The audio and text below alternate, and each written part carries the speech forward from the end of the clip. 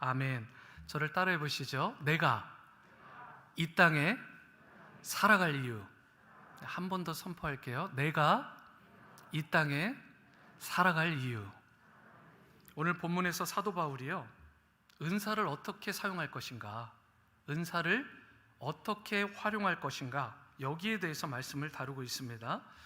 주님께서 교회나 개인에게 은사를 주셨는데, 이 은사가 선물이잖아요. 하나님의 편에서 일방적으로 그분이 사랑하시는 성도들에게, 예수님을 믿고 성령이 내주하시는 분들에게는 성령의 은사들이 임하게 되어 있습니다. 단 하나라도 성령의 은사를 받지 못한 분은 없어요. 성령이 내주하시기 때문에 반드시 성령께서 주시는 특별한 은사, 그 기프트, 선물이 있는 것입니다. 그것을 은사라고 말하는 거죠. 많은 은사들이 있어요. 그 은사들 중에, 그 선물들 중에 오늘은 특별히 두 가지를 강조해서 설명을 하고 있는데, 그게 첫 번째 방언, 두 번째가 예언입니다. 왜 그럴까? 이유는 간단해요. 이 고린도 교회 안에 각 교회마다 은사들이 강조되었던 교회들의 분위기가 있는데, 고린도 교회에서 가장 활발하게 왕성하게 사용되었고, 또 어쩌면 그로 인해서 균형 잡힌 질서 있는 은사의 사용이 가장 절실하게 필요되었던 부분이 바로 방언과 예언이라는 은사였습니다. 잘못하면 무분별하게 사용될 수 있으니까 질서 있고 품위 있게 사용될 수 있도록 이 바울이 펜을 들어서 방언과 은사에 대해서 성경적인 관점에서 정확하게 짚어준 거예요. 먼저 방언에 대해서 정리를 해볼게요. 간단하게 2절 말씀입니다. 방언을 말하는 자는 사람에게 하지 아니하고 하나님께 하나니 이는 알아듣는 자가 없고 영으로 비밀을 말함이라, 이렇게 말씀하고 있죠. 방언은 하나님께 말하는 언어다, 이렇게 말씀을 합니다. 그래서 스피리추얼 텅, 이렇게 말을 하죠. 사람의, 인간의 언어가 아니라 하나님께 말하는 영적 언어입니다. 영적 비밀을 말하는 것이 되는 건데요. 그래서 15절에도 뭐라고 하고 있죠? 내가 영으로 기도한다, 이렇게 말씀하고 있어요. 그럼 뭐 다른 기도는 영으로 기도하는 게 아니냐? 그렇지는 않지만 여러분, 이 스피리추얼 텅은 특별히 더 하나님께서 우리에게 주시는 선물인데, 영으로, 스피리추얼리, 영적으로 내가 하나님 앞에 더욱더 깨어 기도하는 그런 좋은 것. 그래서 뭐 다 그런 건 아니지만 이 스피리추얼 텅을 사용하게 되면 보통 뭐 30분 기도하던 분이 내가 1시간 기도를 쉽게 뚫었다, 2시간 기도가 어렵지 않았다, 이런 이야기들을 하죠. 왜냐하면 속으로만 기도하다 보면 졸기도 하고, 목소리로 언어를 써서 사용하다 보면 한계에 부딪히는데, 스피리추얼 텅을 쓰다 보면 기도를 좀 오래 지속하는 경향이 있습니다. 물론 이것은 다 그런 건 아니고 성경에 그게 진리다 이렇게 말하지는 않지만 경험상 말씀을 그렇게 하는 거죠. 어떤 이들은 사도 바울이 여러 이 글들을 봤을 때 방언에 대해서 좀 부정적인 견해를 피력한 거 아니냐, 방언이 불필요한다든가 방언을 금지하라고 한다든가 그런 입장을 펴는 거 아니냐라고 말하는 분들도 많아요. 특별히 학자들 중에, 신학생 중에, 목회자 중에서도 그렇게 많은데, 우리가 말씀을 통해서 보도록 하죠. 이 맥락을 좀 보면 그게 아니에요. 자, 5절 상반절을 보세요. 나는 너희가 다 방언 말하기를 원한다, 이렇게 말했어요. 방언이 나쁜 건가요? 좋은 건가요? 이런 방언 자체는 좋은 것입니다. 너희가 방언 다 말하기를 원한다고 했는데 굳이 억지로 그 선물을 안 받을 필요는 없잖아요. 은사라는 게 하나님의 선물인데, 선물이라는 건 내가 그 선물 나 안 받아 라고 하면 못 받는 거죠. 그런데 하나님의 편에서 여러분들에게 주겠다는데 열린 마음으로, 하나님 감사합니다, 하나님 저를 또 생각하셔서 이렇게 공짜로 정말 아무것도 지불하지 않았는데 저에게 좋은 선물을 주시네요, 감사하게 받으면 여러분 귀한 것이 되는 것입니다. 그리고 18절에도 보면 내가 너희 모든 사람보다 방언을 더 말하기 때문에 하나님께 감사하다라고 말하고 있어요. 방언이라는 게 한 가지 언어만 있는 게 아니잖아요. 여러 가지 언어의 패턴들이 있을 수 있는데, 내가 다른 사람보다 방언을 더 말한다는 건 시간적으로 볼 때도 방언을 더 많이 사용한다는 것도 될 수 있고, 내가 한 가지 방언의 언어만 쓰는 게 아니라 뭐 각 나라의 언어도 될 수 있고 여러 가지로 내가 이 방언을 더 많이 사용할 수 있다라는 것에 대해서 나는 하나님께 감사한다, 이렇게 겸손하게 말하고 있는 거죠. 여러분, 이런 전체적인 내용을 볼 때 사도 바울이 방언을 부정한다든가 또 금한다든가 그렇게 하는 내용이 아니고요, 오늘 이 말씀의 내용의 핵심은 방언 사용에 있어서 방언이 한계점이 있다는 것입니다. 어떤 한계의 내용이 있다는 거예요. 4절에서 5절을 보세요.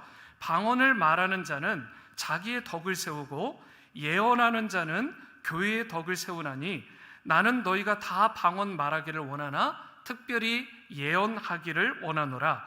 만일 방언을 말하는 자가 통역하여 교회의 덕을 세우지 아니하면 예언하는 자만 못하다라고 말씀을 합니다.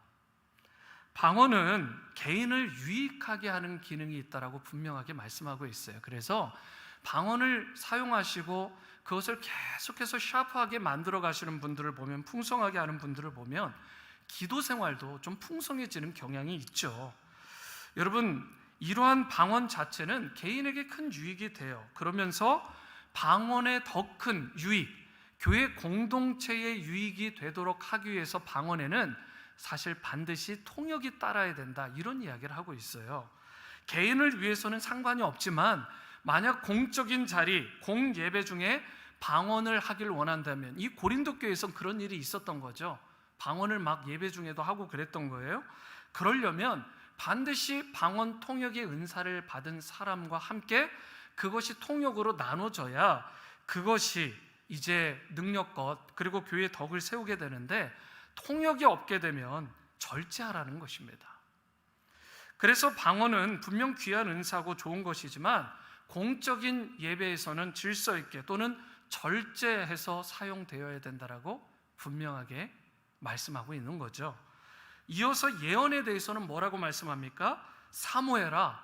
예언은 추구해야 된다. pursue. 계속해서 영적으로 갈망해라 라고 이야기를 하고 있어요. 그런데 오늘 성경이 말하는 예언이 무엇일까? 이걸 바로 잡아드려야 되겠죠? 왜 그러냐면 대부분의 분들이 예언이라는 단어를 딱 듣자마자 생각하는 게 prophecy, foresee, 앞을 내다보는 건가? 그리고 또는 미래에 일어날 일들을 알려주는 것인가? 라고 생각하는 분들이 제가 볼 때는 열의 8, 9이신 것 같아요. 그런데 성경이 말하는 예언은 무엇인가? 여러분, 예언서의 내용을 보셨나요? 우리가 선지서, 예언서라고 보여지는 내용의 사실 90%는 과거와 현재에 일어나고 있는 일을 기술한 거예요. 앞으로 10년 후에, 100년 후에, 1000년 후에 일어날 일에 대해서 foresee, 미리 내다보고 예언하는 내용은 심지어 예언서조차도 10%밖에 안 됩니다.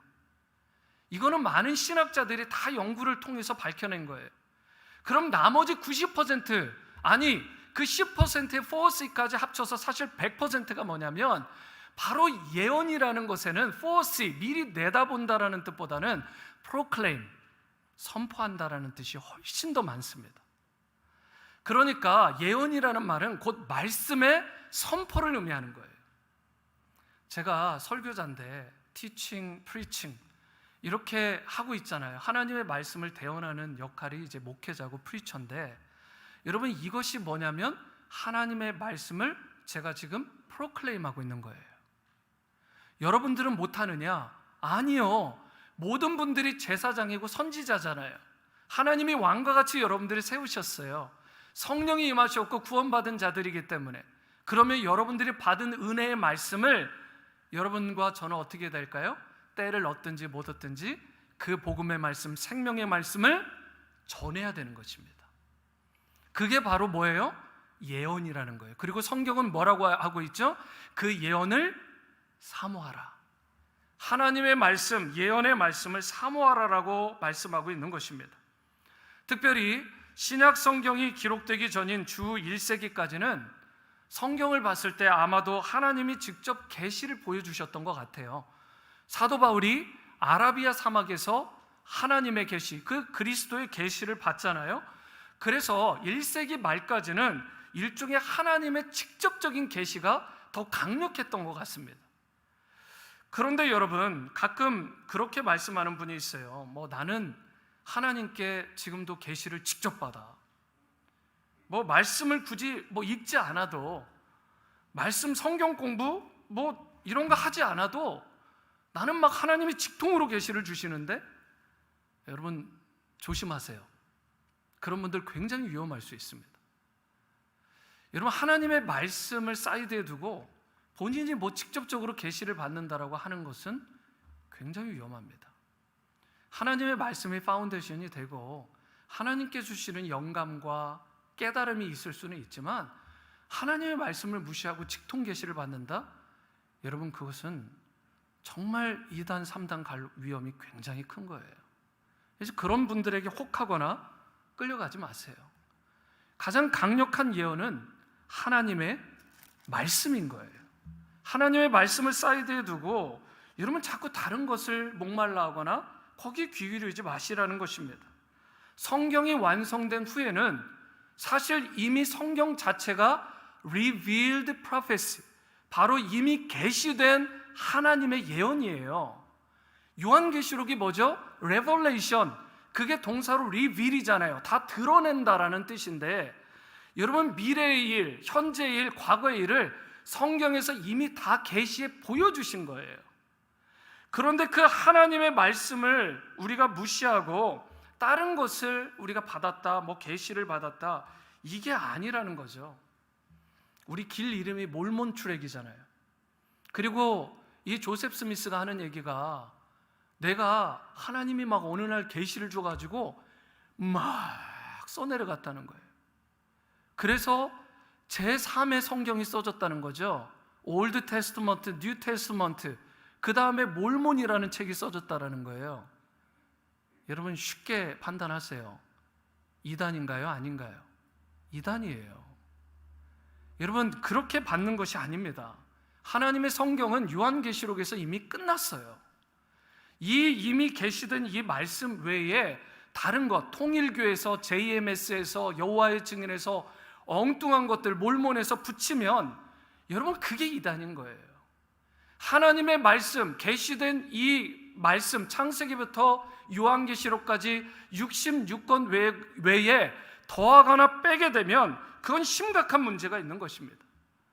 요한계시록 22장 18절 하반절에서 19절입니다. 함께 읽어볼게요. 시작.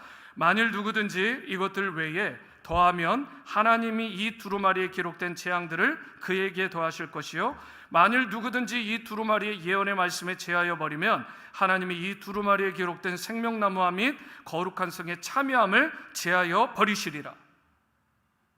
굉장히 무서운 경고의 말씀이죠.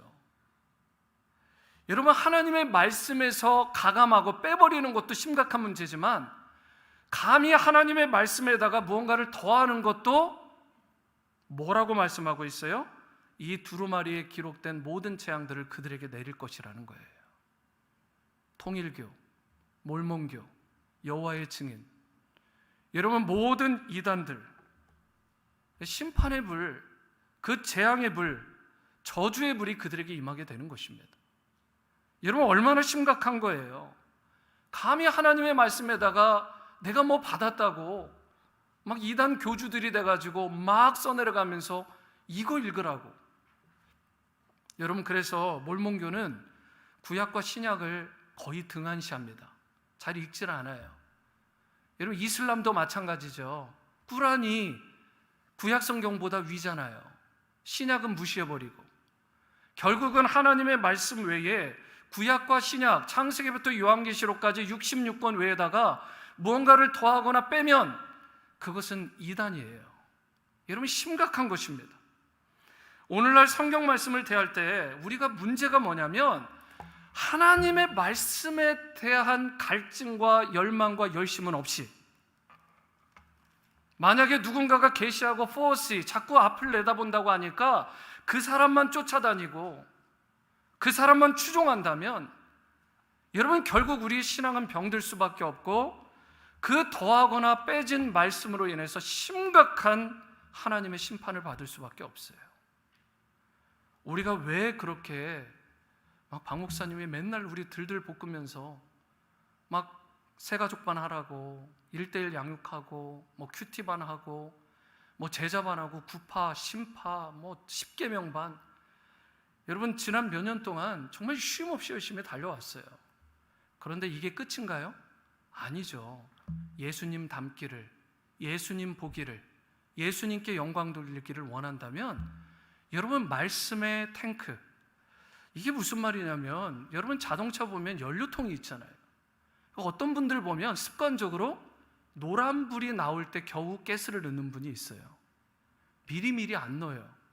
그리고 여러분들 가운데 혹 그런 경험 있으시죠? 저는 사실은 아직 한 번도 없습니다. 가스가 다 소진된 거예요. 그래가지고 그때 차가 퍼져버린 거죠. 그리고 나서 가스 넣는 경험.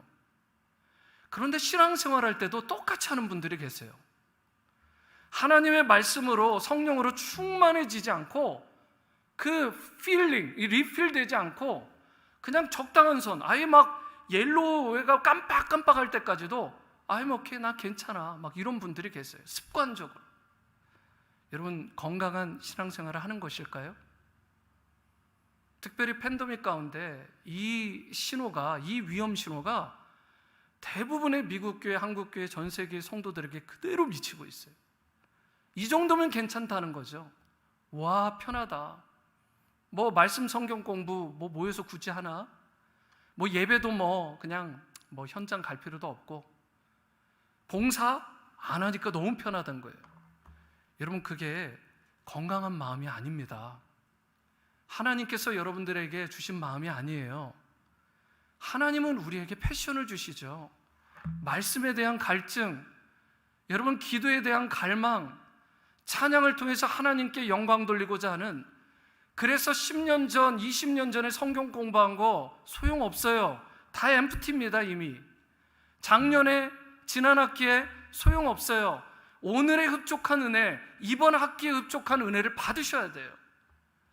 여러분 그러지 않고 예전에 받은 은혜로 여전히 막 해가지고 하시는 분들 이미 다 버럼 라인을 벗어날 수도 있어요. 심각한 것입니다. 여러분은 어떠십니까? 여러분 영적 상태는 건강하십니까? 하나님께서 말씀하신 예언을 사모하라, 말씀을 갈망하라. Pursue the word of God. 하나님의 말씀을 갈망하고 추구해라. 여러분 정말 갈망하세요? 막 사슴이 시냇물을 찾아 갈급한 같이, 사막에서 헐떡거린 같이 하나님의 말씀을, 성경 공부를 사모하십니까? 아니면 됐다마 이러십니까? 여러분 하나님께서 우리에게 이 말씀을 주셨을 때 그냥 나 혼자 겨우겨우 신앙생활하고 간수하라고, 하나님 말씀 공부하라고 그렇게 하는 게 아니에요. 왜 내가 말씀 공부해요? 다른 사람을 유익하게 하려고, 사랑을 더 나누기 위해서, 하나님 사랑을 더 깨닫고 사람들을 더 사랑하고 섬기기 위해서 내가 말씀의 자리로 나가고 예언의 말씀을 사모하는 거죠. 그래서 6절이 이렇게 말씀하는 거예요. 그런즉 형제들아, 내가 너에게 나아가서 방언으로 말하고 계시나 지식이나 예언이나 가르치는 것으로 말이지 아니하면 너에게 무엇으로 유익이 있겠느냐. 5절 말씀도 보세요.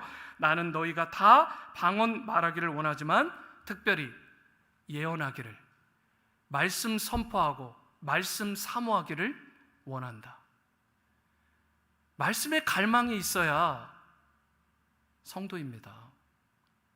말씀에 대한 갈증이 있어야 크리스찬이에요. 예언의 말씀에 대한 사모함이 있어야 이 시대, 이 팬데믹도 능히 이길 수 있는 것입니다.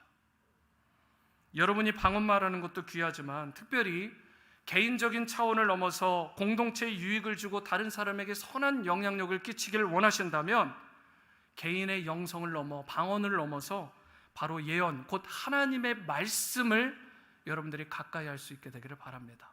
그리고 받은 말씀을 선포하고 전하며 공동체의 유익을, 다른 성도님들의 유익을 위해 쓰임받을 수 있게 되기를 바랍니다. 바로 이것이 하나님께서 여러분과 저를 이 땅에 보내신 이유이고 목적인 것입니다. 여러분 이런 의미에서 우리가 어떻게 하면 나의 개인적인 차원을 넘어서 겨우겨우 내 거 연료통, 영적인 이 스피리추얼 탱크를 요만큼 남기지 않고 좀 어떻게 채우고 그게 차고 넘쳐서 다른 사람을 먹이고 입히고 영향력을 끼칠 수 있을까? 여러분 이 말씀을 오늘 본문을 통해 내가 이 땅에 살아갈 이유를 이 말씀을 통해서 함께 나누기를 원합니다. 첫 번째, 내가 이 땅에 살아갈 이유와 목적에 맞는 삶을 살아가려면 여러분 사랑을 추구해야 된다라고 말씀합니다. 사랑을 추구해야 된다. 1절을 보세요. 사랑을 추구하며, 1절 상반절에 사랑을 추구하며라고 말씀하고 있어요. 여러분, 우리가 이 땅을 살아갈 때 사랑을 추구하며 살게 되면 삶이 극대화되고 열매를 맺는 것입니다. 여러분, 저를 따라해 보시죠. 기독교는 관계입니다. 신앙은 관계입니다. 다른 거 다 잃어버리셔도 여러분, 크리스천리티, 우리 기독교는 종교가 아니라 기독교는 관계예요. relationship. 하나님과의 관계, 사람과의 관계가 전부예요. 이거 빼놓고 다른 거 아무리 해봐야 여러분 좋은 열매가 맺히지 않습니다. 특별히 하나님과의 관계에 집중하셔야죠. 하나님을 사랑해야 돼요. 그리고 이웃을 사랑해야 됩니다. 우리가 이 땅을 살아갈 때 이 사랑을 추구하며 사랑에 헌신할 때 삶의 열매가 극대화되고 아름답게 맺히게 되는 거죠. 우리가 인생을 살아가는 방식 여러 가지가 있어요. 어떤 분들을 보면 물질을 따라 살기도 하고, 어떤 분들은 지식을 따라 살기도 하고, 성경의 진단에 따르면 어떤 사람은 권력욕에, 명예욕에 심취해 살아가요. 예를 들어 볼까요? 물질을 따라 살아가는 사람들은 판단 기준이 뭘까요?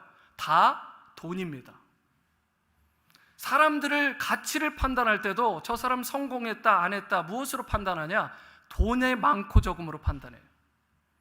그러면 그 사람의 논리에 따르면 이 세상에서 제일 행복하고, 이 세상에서 제일 가치 있고, 이 세상에서 제일 성공한 사람은 누구예요? 그 사람은 제프 베조스겠죠. 아마존의 CEO. 또는 테슬라의 앨런 머스크겠죠. 두 번째 부자. 여러분 부러우세요? 돈 많은 것 빼고는 전 부럽지 않던데. 가정이 다 깨지고 마음이 다 깨지고. 여러분, 돈 자체가 행복의 기준이 아니고요, 사람의 가치를 돈으로 어떻게 판단해요? 여러분, 그런데 돈의 가치를 두고 돈을 따라가는 사람들은 모든 게 돈이에요. 기가 막히게 돈으로 사람을 판단합니다. 서열을 먹이고. 자기의 행복의 기준도 돈이 없으면 불행하고, 내가 어카운트에 돈이 있으면 행복한 거예요. 어느 정도 영향은 주겠죠.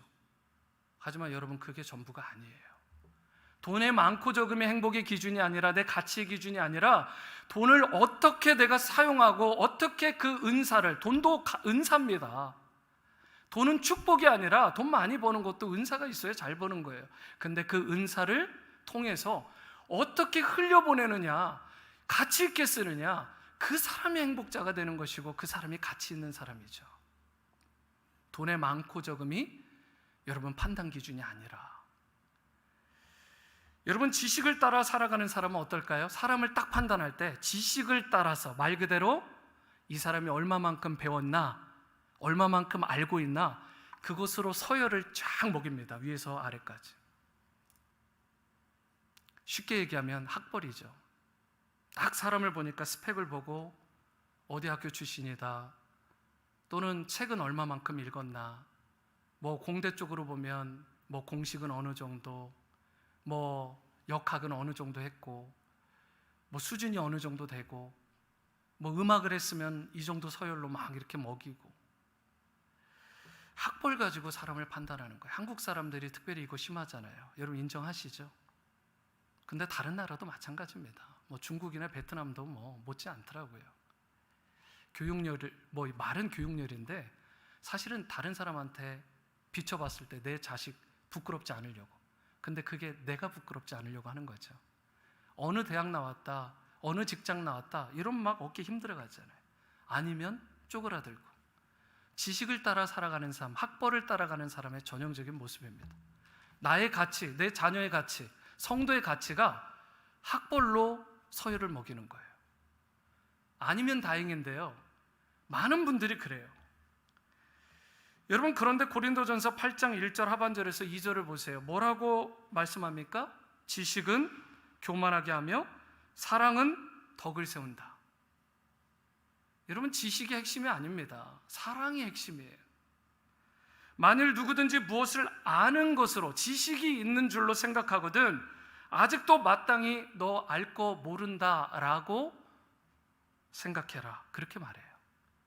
프라이드 갖지 마라. 교만하지 마라. 여러분, 우리에게 지식이 필요합니다. 하나님의 말씀을 공부할 때도 지식이 있는 분들이 확실히 빨리 깨닫죠. 그런데 여러분, 지식만으로는 안 되는 거예요. 지식만으로 된다라는 생각을 가지고 있다면 굉장히 위험한 것입니다. 우리가 다 알 수도 없을 뿐더러 혹 모든 것을 다 안다고 할지라도 그것만 가지고 사람이 변화된다? 성숙한다? 예수님 닮는다? 아닙니다. 지식만 가지고 행복자가 된다? 아니에요. 지식은 우리 행복과 우리 인생의 성공의 기준이 될 수 없습니다. 정말 우리가 인생을 바르고 행복하게 살기를 원한다면 사랑을 추구하셔야 돼요.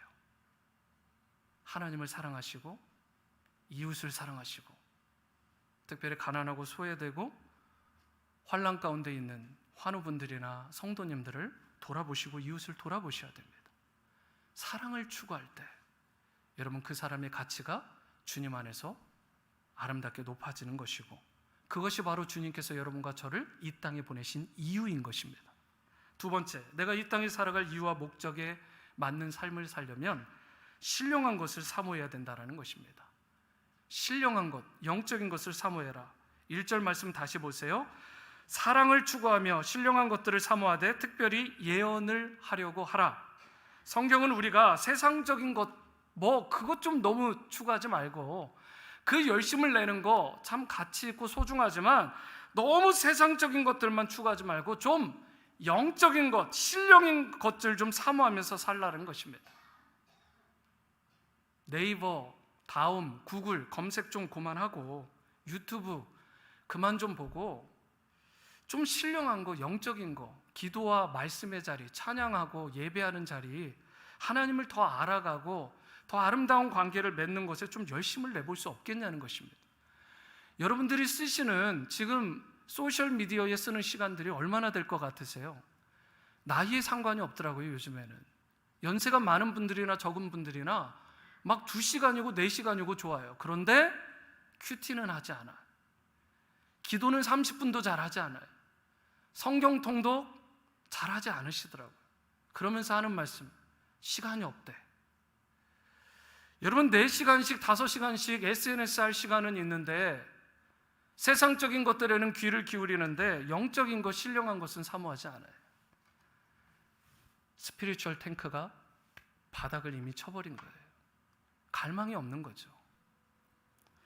여러분, 그런데 3절을 다시 보게 되면 말씀이 주는 유익은 뭐냐? 세상의 것들은, 여러분, 세상에 정보들이 수도 없이 많잖아요. 막 tons of information 정말 많은데 여러분, 하나님의 말씀과 같지가 않아요. 하나님의 말씀은 어떤 유익을 주시냐?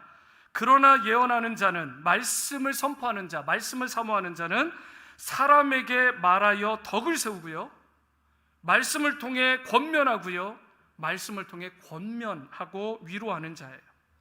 여러분, 여기서 덕을 세운다라는 게 뭐죠? 깨어지고 무너진 것을 다시 세우는 것을 말해요. 하나님의 말씀으로 충만함을 입게 되면, 그 말씀을 선포하게 되게 되면 덕을 세우는 자, 깨어진 것, 무너진 것을 보수하고 세우는 느헤미야와 같은 자가 된다라는 것입니다. 느헤미야가 괜히 느헤미야가 아니에요. 성벽을 52일 만에 재건했다, 그게 핵심이 아니라 하나님의 말씀으로 이스라엘 백성을 회복시킨 역사적인 인물이에요. 여러분, 무너진 곳을 막아서서 보수하는 인생, 그러기 위해서 우리에게 필요한 게 뭐라고요? 말씀입니다. 하나님의 말씀 없이 무너진 곳을 보수할 수 없어요. 두 번째로 권면한다는 게 뭐예요? 약한 것을 강화시켜주는 것입니다. 약해진 성도님들, 무너진 성도님들을 강하게 세워주고 공동체를 강하게 세워주고, 세 번째로 위로한다는 게 뭐예요? 낙심하고 마음이 상한 자들, 그에게 참된 자유와 참된 치유와 참된 회복을 주는 역할을 하더라는 것입니다. 말씀이 충만하면 말씀이 나의 삶을 드라이브해요. 그러면 가만히 있지 못합니다. 환우들 찾아가게 돼 있어요. 말씀이 흥왕하면 어려운 가운데 있는 분들, 내가 어떻게 도울 수 있을까 물어보고 손 내밉니다. 말씀이 안에서 충만하게 되면 여러분, 주님의 몸된 교회를 위해 내가 무엇을 헌신하고 봉사할 수 있을 것인가, 이 부분에 대해서 여러분 크게 관심을 갖기 시작해요. 여러분, 핵심은 말씀의 충만입니다. 여러분, 영적으로 산다, 바르게 섰다, 이게 뭐예요? 결국은 말씀으로 살아가는 삶을 말하는 거예요. 말씀을 나의 심령에 품을 뿐만 아니라 말씀을 나누고 전하고 자랑하고, 자꾸 입에서 나오는 말이 쇼핑, 증권, 자녀 자랑 또는 건강 문제, 물론 중요하죠. 필요해요. 하지만 하루 종일 입에서 나오는 말 가운데는 불평과 원망과 세상적인 것들만 얘기하고, 하나님의 말씀 자랑하지 않으면, 내가 오늘 받은 큐티 말씀, 오늘 주일 말씀에 이런 것들이 나에게 와닿았어 라고 하면서 자녀들에게 또는 오지 않은 분들에게 말씀을 전하고 나누고, 그러면 그 인생이 세워지게 되고 회복되게 지고 그 영혼이 강력해지게 되는 것입니다. 여러분과 제가 이 땅을 살아갈 이유가 무엇이냐? 바로 이 말씀 사역하라고 불러주신 거예요. 자꾸 다른 얘기하기보다 말씀을 전하는 메신저로 역할을 해라. 메신저의 역할. 크리스찬 삶이라는 게 산속에서 이루어지는 게 아닙니다. 여러분, 복음서에 보면 산에 올라가잖아요. 변화산이라고 불려지는 거. 예수님이 수제자 3명을 데리고 올라가요. 거기서 무슨 일이 있죠? 예수님이 변화가 돼요. 그리고 막 엘리야하고 모세가 나오니까 베드로가 정신을 못 차려요. 막 너무 좋아가지고 황홀해가지고, 그러면서 하는 얘기가, 여기다가 초막셋을 짓고 내가 당신들과 함께 여기 평생 살고 싶습니다, 막 이런 얘기를 하니까 예수님이 어떻게 하죠? 스탑, 아니야, 내려가자. 내려갑니다. 내려갔을 때 무슨 일이 있죠? 아래에 딱 가보니까 병자들, 깨어진 자들, 가난한 자들, 귀신 들린 자들, 예수님께서 내려가시자마자 그들을 보면서 마음이 너무 아프신 거예요. 여러분, 기독교는 산속에 있는 종교가 아니에요. 수도원 영성을 추구하는 게 기독교가 아닙니다. 물론 주일 예배 때 교회 와서 충만하게 충전을 받고 여기 차지를 받고 우리가 세상에 나가는 거죠. 계속해서만 이곳에만 있을 수가 없는 것입니다. 세상에서 여러분 전해야 되는 거예요. 가난한 사람들 섬기고, 이웃들 섬기고, 병든 자들, 귀신 들린 자들, 영적으로 지금 죽어가는, 아니 죽은 자들을 생명을 주는, 라이프 기빙하는 미니스트리를 해야 되는 것입니다. 여러분, 그러면서 예수님께서 귀신 들린 아이를 고쳐주고 나서 그 질문을, 어떻게 이런 일이 가능했습니까? 라고 제자가 묻자 뭐라고 하죠? 마가복음 9장 29절 같이 읽어봅니다. 시작. 이르시되 기도 외에 다른 곳으로는 이런 종류가 나갈 수 없느니라 하시니라. 기도 외에는, 말씀 외에는 결코 이런 능력이 나타날 수 없습니다. 다른 말로 하면 너희들에게 진짜 필요한 것이 무엇인 줄 아느냐? 그것은 바로 말씀과 기도와 말씀이다. 이렇게 하는 것이죠. 여러분, 이 영적인 파워를 가져야 척박한 세상에서 사람들을 섬기며 회복하며 구원하는 일에 쓰임받을 수 있고, 이것이 예수님께서 말씀하세요. 내가 너희를 이 땅에 살게 하고 보낸 이유다. 여러분, 그렇기 때문에 이제 여러분과 제가 세상의 능력이 아니라 바로 신령한 능력, 영적인 능력으로 체험받을 수 있게 되기를 바랍니다. 영적 탱크를 여러분 요만큼에 만족하지 마시고 정말 풀로 채워서 가득 차고 넘쳐서 다른 사람들을 섬기고 나누고 회복시키는 일에 쓰임받는 여러분과 제가 될 수 있게 되기를 축원합니다. 세 번째는 교회의 덕을 세워야 된다는 것입니다. 교회의 덕을 세워야 한다. 12절 말씀 봅니다. 교회의 덕을 세우기 위하여 그것이 풍성하기를 원한다. 하나님께서 은사도 주시고 신앙생활하고 말씀 사역하는데 중요한 건 뭐냐? 교회의 덕을 세워라. 공동체의 덕을 세워라. 성도들을 건강하게 세우는 일에 쓰임받으라는 것입니다. 여러분, 이것을 메시지 성경으로 보니까 이렇게 번역을 했어요. 어찌하여 교회 안의 모든 이들에게 도움이 되는 일에는 주의를 기울이지 않습니까? 누군가는 미디어 일을 해야 되잖아요. 누군가는 반주의 일을 해야 되고, 찬양의 일을, 누군가는 혼목자를 해야 되고, 누군가는 재직을 해야 되고, 누군가는 중보기도자로 서야 되잖아요. 누군가는 우리가 예배 드릴 때 교육부에 가서 유스와 칠드런들, 끌어안고 말씀으로 양육해야 되잖아요. 누군가는. 오늘 성경이 뭐라고 얘기하고 있냐면 교회 안의 모든 이들에게 도움이 되는 일에 왜 주의를 기울이지 않느냐, 왜 헌신하고 봉사하지 않느냐라고 말씀하는 거예요.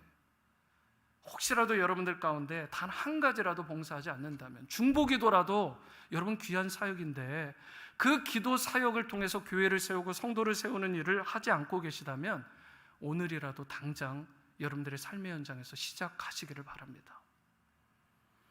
교회 안의 모든 이들에게 도움이 되는 일을 하는 것, 여러분, 이것을 위해 너희들이 보냄을 받았고 세움받았다. 이것이 너희가 이 땅에 살아갈 이유다.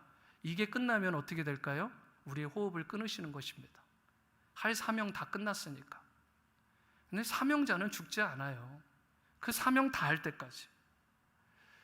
여러분과 제가 개인적으로 영적인 축복을 받고 누리는 거 중요하죠. 그것도 복입니다. 하지만 더 중요한 거, 이미 말씀드린 것처럼 내 체험, 내가 받은 은사, 그 영적인 신령한 거, 돈도 그렇고 물질도 그렇고 뭐 시간도 그렇고 젊음도 그렇고 건강도 그렇고, 이제 개인적인 차원에서 머무르지 마시고 다른 누군가를 위해 여러분들을 흘려보낼 수 있게 되기를 바랍니다.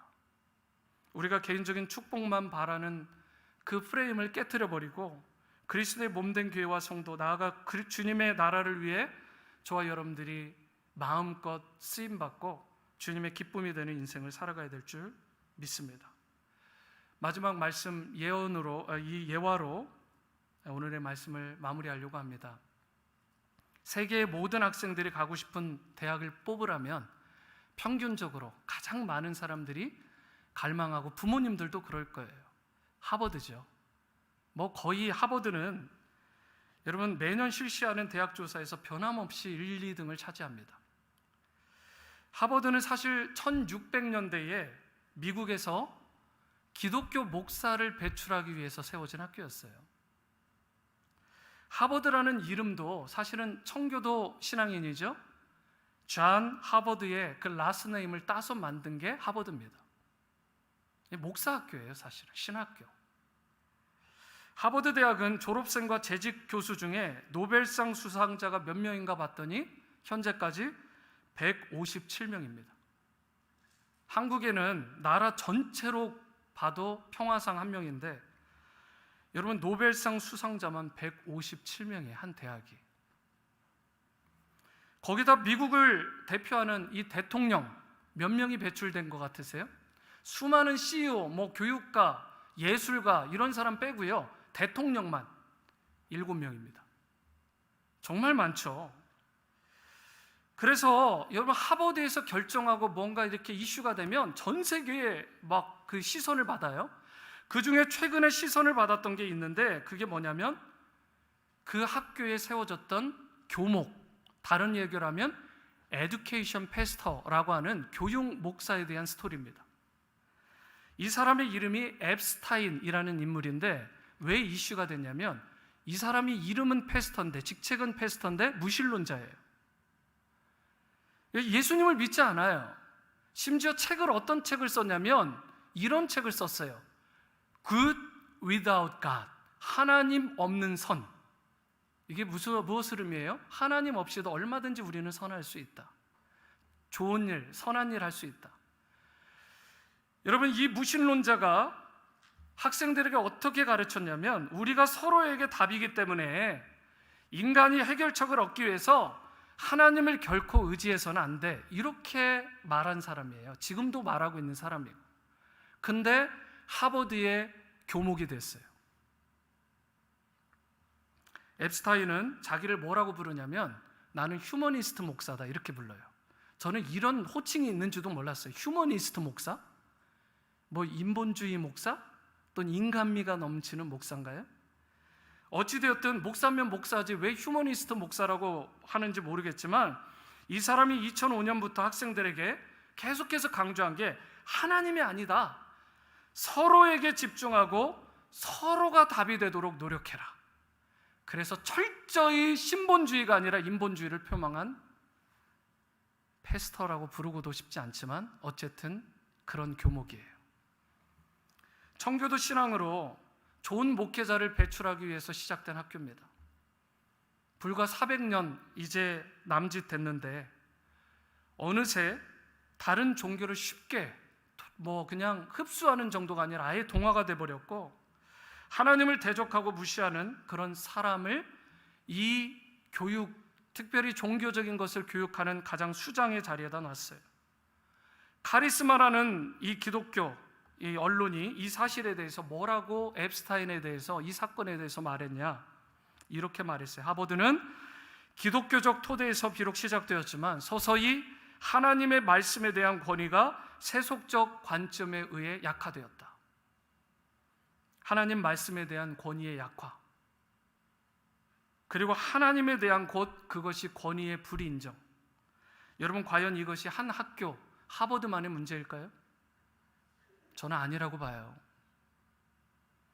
사실 이 시대를 살아가는 수많은 개인들, 가정들, 학교나 기관들의 한 주소, 이 현 주소가 아닐까. 심지어 크리스찬들 가운데도 이렇게 처음은 좋았는데, 하버드처럼 처음은 좋았는데 첫사랑을 잃어버리고 완전히 세속화된, 세상 사람보다 더 한쪽으로 흘러가는 청년이나 장년이나 우리 아이들이 있지는 않은지. 하나님 말씀에 대한 권위, 하나님에 대한 불인정, 여러분, 이건 두려운 것입니다. 여러분, 잊지 마시기 바라요. 누가 뭐라 해도, 세상이 손가락질해도 우리는 교회 공동체를 덕을 세우는 일에, 그리고 주님의 나라를 세우고 강건케 하는 일에 기쁨으로 헌신해야 돼요. 여러분, 희소식 하나 알려드립니다. 이재호 실장님 여기 계신데 수많은 교회를 돌아다니시는 분이에요. 정말 전 세계 수많은 교회를 돌아다니시는데 여러분들에 대해서 이렇게 말씀하더라고요. 성도님들이 너무 좋으시대요. 평안하시고 악의가 없고. 여러분, 그렇지 않은 교회들과 성도님들이 많다는 거죠. 저는 오히려 그 뒤쪽을 보니까 마음이 아프더라고요. 제가 이민교회를 많이 경험했기 때문에 나름대로 얼마나 상처 많은 교회들이 많은지, 성도들이 많은지. 우리 교회 소망이 있습니다. 할렐루야. 여러분, 하나님께서 여러분들의 마음을 부들부들하게 하시고 말씀의 마음밭을 다 준비시키시고 성령 받도록 준비시키셨어요. 이제 이미 받으신 분도 더 충만하게 하셔서 여러분의 스피리추얼 탱크를 풀로 채울 수 있게 되기를 바랍니다. 찬양 중에 꽃들도라는 찬양이 있어요. 거기에 보면 후렴이 이렇게 나와 있어요. 꽃들도 구름도 바람도 넓은 바다도 찬양하라, 찬양하라 예수를. 하나님께서 이 세상의 꽃과 구름과 바람과 그리고 하늘을, 모든 만물들을 창조하시면서 그 뜻하심이 뭘겠어요? 돌들로도 하나님을 찬양하게 하기 위해서 만드신 거예요. 여러분과 저는요, 당연하죠.